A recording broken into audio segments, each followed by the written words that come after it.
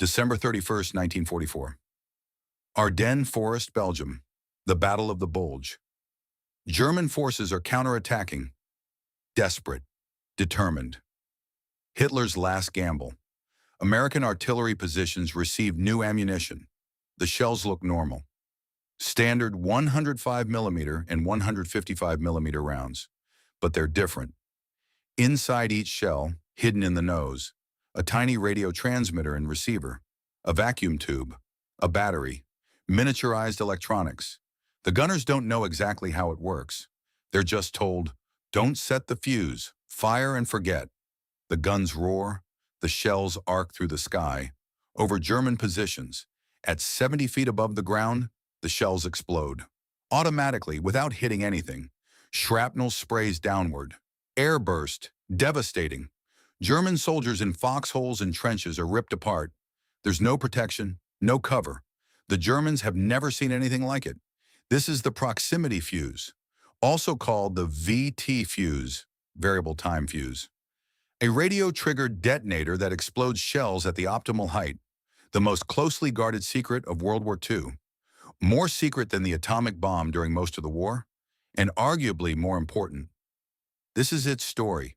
To understand the proximity fuse, you need to understand the problem it solved. Anti-aircraft fire. The Battle of Britain. German bombers attack England. British anti-aircraft guns fire thousands of rounds. The problem, hitting a fast-moving aircraft at high altitude is nearly impossible. The shells have timed fuses, mechanical. You estimate the aircraft's altitude. Set the fuse. Fire. The shell explodes after a set time, hopefully near the aircraft. But aircraft are fast. They maneuver. Altitudes change. Wind affects the shell. The math is complex. Multiple calculations, done by hand or with mechanical computers, and even perfect calculations often result in a miss. The statistics are brutal.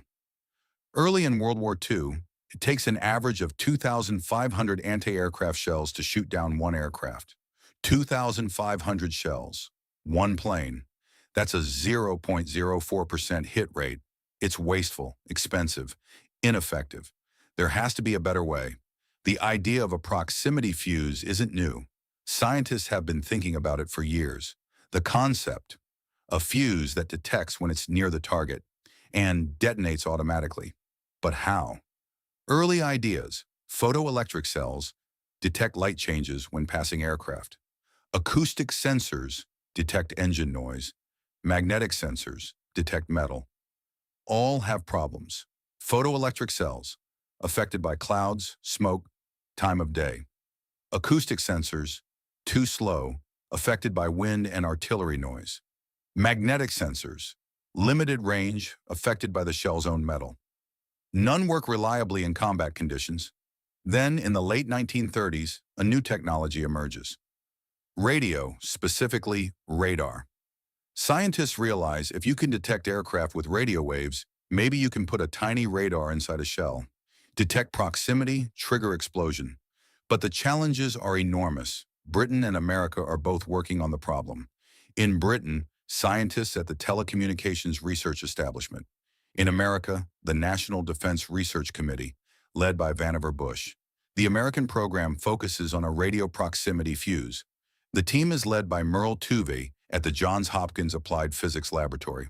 The requirements are staggering. The fuse must survive being fired from a gun. The acceleration, 20,000 times gravity. For comparison, astronauts experience 3 to 4 Gs during launch. This is 20,000 Gs in milliseconds. The fuse must be small enough to fit in a shell nose, no bigger than a wine bottle. The fuse must contain a radio transmitter, a radio receiver, a battery vacuum tubes, the electronics of the 1940s, a detonator circuit safety mechanisms. The fuse must work reliably, no premature detonations, no duds. Every time. The fuse must be cheap enough to mass produce, millions of units.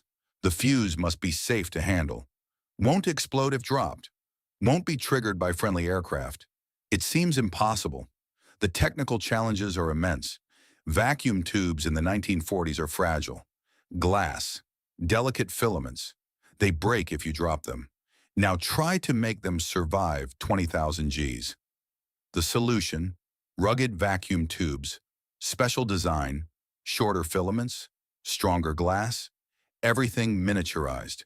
Sylvania, Raytheon, and other companies develop new tube designs, tested in special centrifuges, spun at incredible speeds to simulate gun firing. Thousands of prototypes. Most fail, but gradually they succeed. Tubes that can survive being fired from a gun. The radio circuit is equally challenging. The fuse transmits a radio signal continuously. When the signal reflects off a nearby object, aircraft, ground, the reflected wave returns. The fuse detects the change in frequency. The Doppler effect. When the shell is approaching the target, the reflected frequency increases. When the frequency change reaches a certain threshold, the fuse triggers. Boom. But the circuit must operate while spinning. Shells spin for stability. Work at any altitude, distinguish between aircraft and ground. Ignore clouds, rain, snow.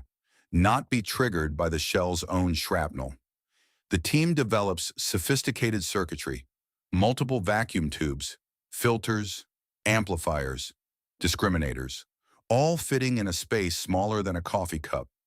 The battery is another problem. The fuse needs power, but only for a few seconds, from the moment the shell is fired until it explodes.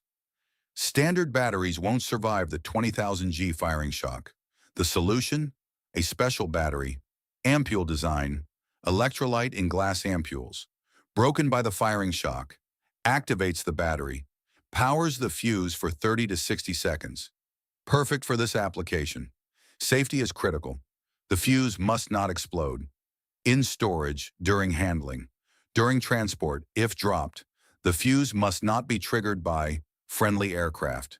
The gun's own barrel ships for naval use. Multiple safety mechanisms. Mechanical safety, unlocked by firing acceleration.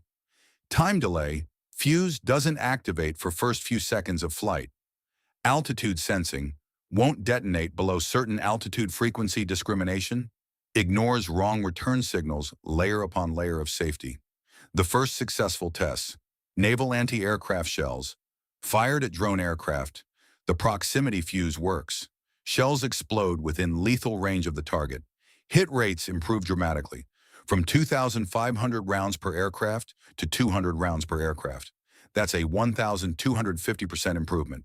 The U.S. Navy is thrilled. August 1942. The Navy begins deploying proximity-fused shells on cruisers and destroyers, but with strict rules. Use only over water, never over land. Why? If a shell is a dud and lands intact, the enemy might recover it, reverse engineer it, learn the secret. Over water, a dud sinks. Secret safe. Over land, a dud can be recovered. The proximity fuse is classified higher than top secret. It's given its own classification. Special restricted. More secret than the Manhattan Project initially. August 12, 1942. The proximity fuse's combat debut. USS Cleveland, a light cruiser, is near Guadalcanal. Japanese aircraft attack. The Cleveland's 5-inch guns fire proximity fuse shells. The results are immediate. Japanese planes explode in midair, shot down at distances that would have been impossible with timed fuses. The airbursts are devastating. Shrapnel in all directions. The Japanese pilots are shocked. They report shells that explode by themselves. Over the next months, the proximity fuse proves its worth. Naval anti-aircraft effectiveness soars. The kamikazes become a threat in 1944 to 1945. Suicide aircraft, diving into ships. The proximity fuse is one of the key defenses. Exploding shells in front of diving aircraft, destroying them before they hit. But the fuse is still restricted, over water only, until December 1944. The Battle of the Bulge, Germany's last major offensive. Hundreds of thousands of German troops, tanks, artillery. American forces are pushed back. The situation is desperate. General Eisenhower makes a decision. Use the proximity fuse. Over land.